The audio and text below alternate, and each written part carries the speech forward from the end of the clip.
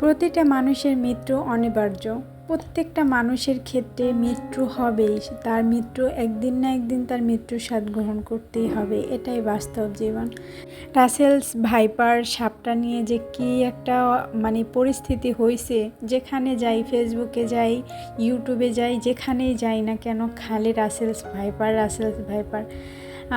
আসলে যতটা আতঙ্ক মানুষের মধ্যে ঢোকানো হচ্ছে অতটাও কিন্তু নয়। আমি যেহেতু গ্রামে থাকি, আমি এই অট্ট এলাকায় বা আশেপাশে এলাকায় কিন্তু এরকম কিছুই শুনতে পাচ্ছি না।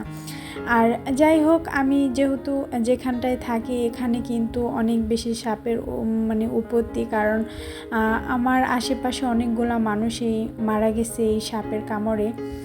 তো আসলে সেইগুলো কোন সাপ আমার জানা নেই, তবে এইটুকু জানি যে যতটা মানুষের মধ্যে আতঙ্ক ঢুকানো হচ্ছে অতটাও কিন্তু না।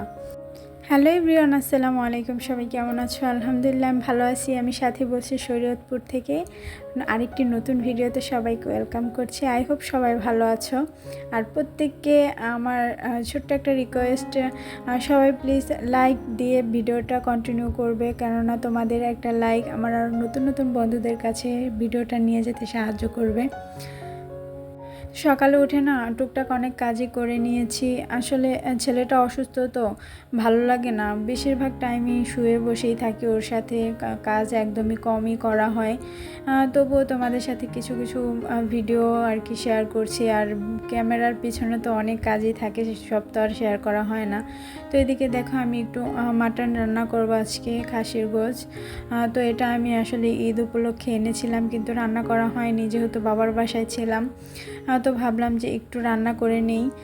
তো এদিকে আমি আজকে একটু আলু দিয়েই রান্না করব। আর এটা আমি প্রেশার কুকারে বসিয়ে দিতেছি। আমি এটা রান্না করে তারপর আমার অনেক কাজ আছে, বাবুর কাপড় চোপড় অনেক আছে, ওইগুলো আর কি ধুয়ে দেবো। তাই ভাবলাম যে প্রেশার কুকারে বসিয়ে দিয়ে আমি বাদবাকি কাজগুলো করিয়ে দেই। আর তাওয়ায় দিলে দেখা যায় কি একটু পরপরই নাড়াচাড়া করতে হয়, একটু সমস্যার। প্রেশার কুকারে দিয়ে দিলে সুন্দর তাড়াতাড়ি হয়ে যায়। আর আমি এই যে এইদিকে চুই ঝালটা কেটে নিয়েছি, আজকে চুই ঝাল দিয়ে রান্না করব খাসির গোশ।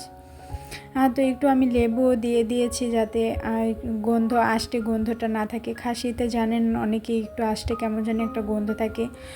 তো ওইটাই আর কি করার জন্য আমি একটু লেবু দিয়ে দিয়েছি। তার পাশাপাশি আপনারা চাইলে কিন্তু ভিনেগারটাও দিতে পারেন, ওটাও কিন্তু অনেকটা উপকার এই খাসির গোশের জন্য। আর এমনি তো আর নরম হয়ে যাবে গোশটা, এই কারণে আবার দেওয়া। তো এই তো আমি রান্না বসিয়ে দিয়েছি। আর যেটা বলতে নিলাম, মানুষের মরতে হবে, এটাই সত্যি, এটাই আমাদের মানতে হবে, কিন্তু এই জিনিসটা আমরা মানতে চাই না। আর মানুষ কীরকম যেন এখন বর্তমানে যাই দেখি না, যেই নতুন একটা ট্রেন্ডিংয়ে চললে সবার একই অবস্থা, ওইখানে সেইখানে। তো সাপ আসলে কম বেশ সব এলাকাতেই আছে, এরকম না যে এলাকাতে নেই।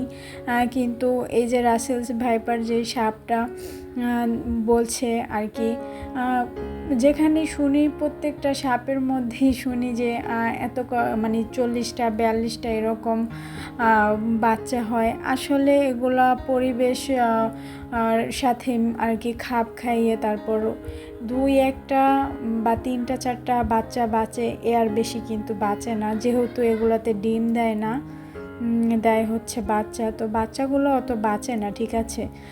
তো আপনারা প্লিজ ভয় পাবেন না, এটা আসলে মানুষের মধ্যে আতঙ্ক ঢোকানো হচ্ছে। করোনার সময় যেরকম হয়েছে, করোনার সময় তো আমি ভাবছি যে আল্লাহ, ঘর থেকে বের হইলে মনে হয় মরে যাব, এরকম একটা ভিতরে আমার আতঙ্ক ঢুকে গিয়েছিল।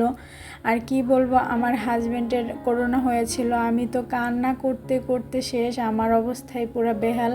করোনায় আর মরণ লাগতো না, আমি নিজেই স্ট্রোক করে মরে যেতাম, এরকম একটা অবস্থা। তবে ও অনেক মানসিক আমাকে সাপোর্ট করছে। ওকে অন্য জায়গায় শিফট করানো হয়েছে, ভালো হোটেলে রাখা হয়েছে অনেক ডাক্তারদের মাঝে। ওই সিঙ্গাপুর জানেন অনেক ভালো চিকিৎসা হয়। তো ওই ট্রমা থেকে আমি অনেক কষ্টে বেরিয়ে এসেছি, এই আর কি।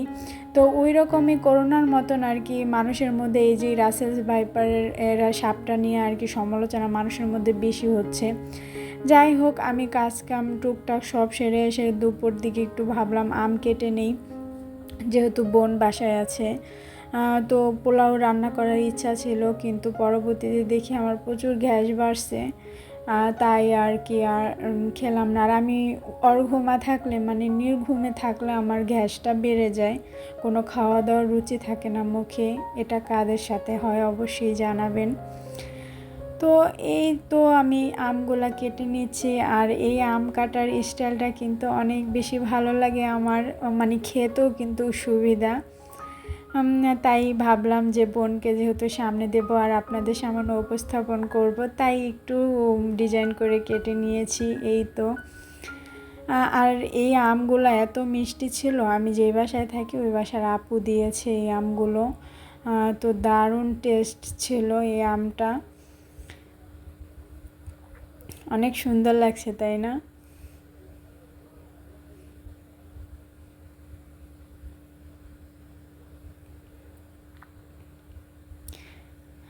তো সবার কাছে ছোট্ট একটা রিকোয়েস্ট করছি, প্লিজ ভিডিওটা কন্টিনিউ করবেন এ পর্যন্ত। যারা আমার এই ভিডিওটা দেখে আসছেন সবাইকে অসংখ্য ধন্যবাদ জানিয়ে আজকে ভিডিওটা শেষ করছি। আল্লাহ হাফেজ, আসসালামু আলাইকুম।